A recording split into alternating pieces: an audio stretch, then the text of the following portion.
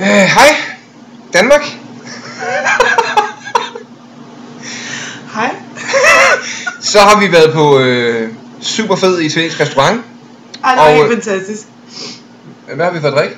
Vi har fået Chianti, som jeg aldrig nogensinde har smagt, og var fantastisk lækker rødvin. Ja. Og hvad kostede den, Andreas? 100 kroner? Ja, sådan noget lignende. Og jeg tror, at den har kostet i Danmark måske 600 kroner. Og så drikker vi filippinsk øl, San Miguel. Det er også super dejligt. Den har kostet 2 kroner, tror jeg.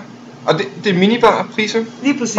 Og som vi lige snakker om, så er det faktisk, altså hernede kan man nærmest vælge San Miguel eller vand ude i bruseren.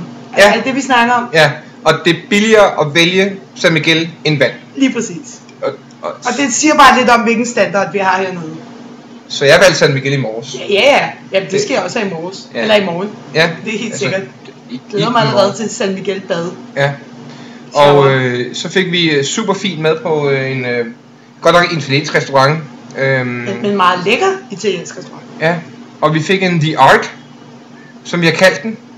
En drink, som en lokal tjener opfandt til os på husets regning. Ja. Og må vi sige, at vi gav den navnet The Art. Ja, fordi han hedder Art. Han hedder Art, og vi har navngivet den The Art. Lige præcis. Og så fik han lige lidt ekstra drikkepenge. Hele måltidet blev omkring 400 kroner. Ja, knap nok. For os alle sammen. Ja. Og vi er 4 mennesker, der har drukket godt. Vi har Chianti igen. Og spist godt. Hvad var det, du fik at spise? En porterhouse steak. Og hvad snakker vi om prisleje her? I Danmark muligvis en 400-600 kroner, hvis vi skal være ærlige.